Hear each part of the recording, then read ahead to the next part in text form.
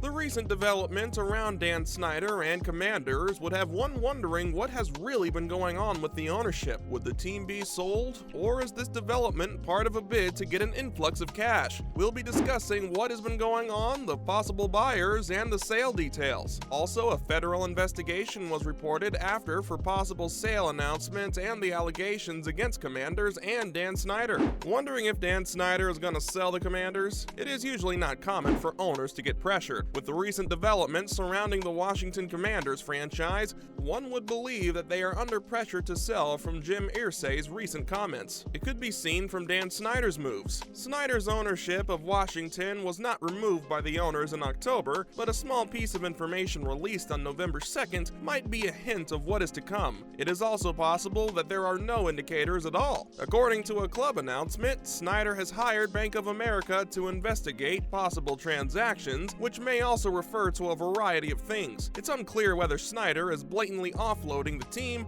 or is merely looking at options. One appears more likely to happen than the other, given Snyder's persistent nature. Does Dan Snyder want to sell the Commanders, or is he compelled to? There isn't a simple yes or no response, but a team official said selling the team could be an option. The Snyders on Wednesday made a statement release, confirming that a bank had been hired to pursue possible transactions. However, it's unclear what those transactions are. When we tried to see what those possible transactions could mean, a number of things come up. A minority stake might be offered up in the franchise by the team, cash inflow might be needed, or they may have plans to sell the team. The present situation makes it so ambiguous. According to Front Office Sports, it was reported that Jeff Bezos, head of Amazon, may have an interest in acquiring a majority stake in the team. Ian Rappaport of NFL Network reported that the option of sale of the franchise could be part of all the possible considerations by the team. For a while, Snyders has thought about getting a new stadium with the Commanders, but obstacles, usually self-imposed, have prevented him from actualizing it.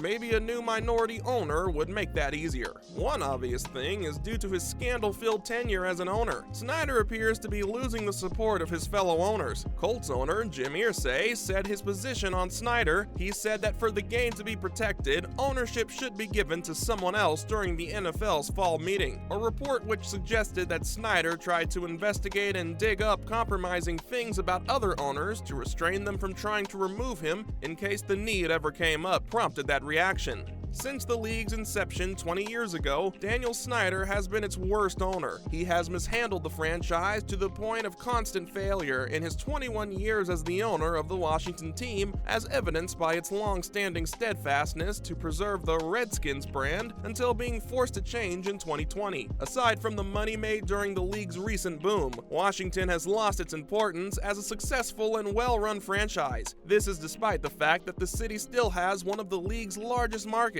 longest histories, and largest national fan bases. That has to do with Snyder's decisions throughout the years that have displeased several executives, coaches, players, and fans. Fans of the Commanders have disliked Snyder for a long time. Tanya Snyder was recently booed and heckled when she appeared on the video board at a home game against the Packers, with the fans also calling for the sale of the team. They had place cards with "Sell the Team" signs on their hands and paper bags on their heads, which the security team removed. Resenting Snyder is not surprising to many. A wake by the Redskins fans was held for the team in 2014 at a local bar during the game versus the Eagles, and also sold impeach Snyder shots. What would the Commanders sell for, and how much are they worth? The Commanders have an estimated value of $5.6 billion and an operating income of $130.3 million.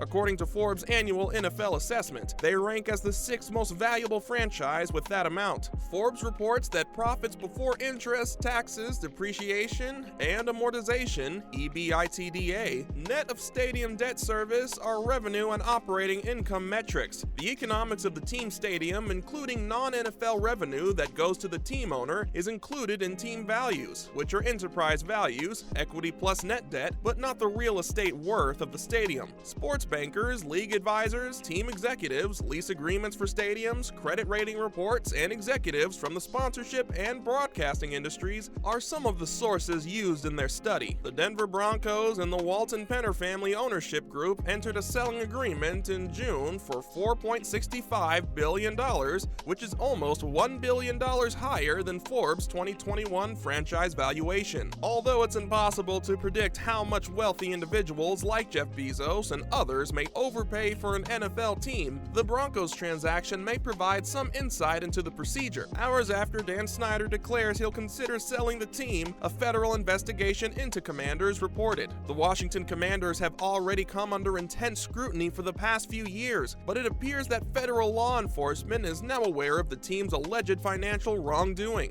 According to ESPN's Don Van Natta Jr., the Eastern District of Virginia U.S. Attorney's Office has launched a criminal investigation with a focus on several aspects of the club. The letter from the House Committee on Oversight and Reform to the Federal Trade Commission in April, in which the committee claimed to have evidence of the Commanders underreporting ticket revenue to the NFL and withholding security deposit money from fans, is said to have set off the investigation. According to the reports, the claims are being looked into by the Attorneys General in Virginia and Washington, D.C. The team immediately refuted those claims after they surfaced, as the Commanders have done through their entire process. The team's lawyer made similar remarks on Wednesday, criticizing ESPN for using anonymous sources, a common journalistic technique when covering delicate topics. Given today's announcement, the statement said it was not shocking that ESPN has published additional lies based on exclusivity on anonymous sources. However, they were certain that these agencies would reach the same conclusion as the team's internal evaluation once they got the opportunity to evaluate the materials and do their job. And that conclusion is that these allegations are wholly unfounded. When asked if it was aware of a federal criminal investigation, the NFL allegedly declined to comment to ESPN, with a representative stating that former SEC chair Mary Jo White's investigation into the same topic was still ongoing. Any day of the week, a federal investigation into the NFL team would be important. But Wednesday's announcement also came at an intriguing time. Also, BOFA Securities, the investment division of Bank of America, hired.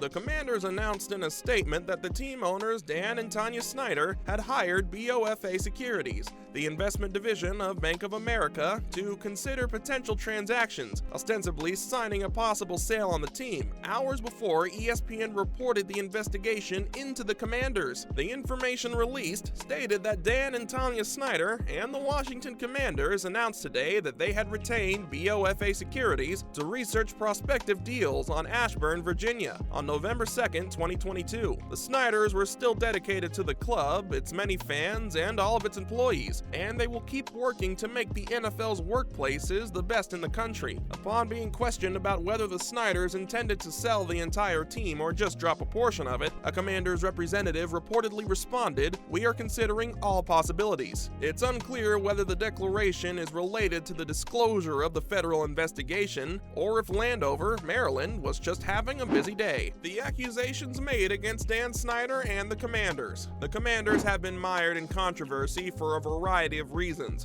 but the claims detailed in the congressional letter from April stand out because of how they affect the NFL. Jason Friedman, the former vice president of sales and customer service for the Commanders, testified before Congress that the organization kept two sets of books, one with its actual figures and the other with underreported ticket sales from NFL games. The practice of hiding such money, allegedly known in the Commanders front office as juice, would practically be stealing money from the NFL's other teams, since franchises are supposed to send over 40% of their game day earnings to the visiting club. That is one accusation Snyder will adamantly not want to stick, given that his fellow club owners ultimately determine his football future. The Commanders are still being investigated by White for a long list of workplace misconduct charges, including accusations of sexual assault against Snyder, in addition to reportedly concealing ticket money and holding back up to $5 million in security deposits from supporters. Following a Beth Wilkinson investigation, the Commanders and Snyder were fined $10 million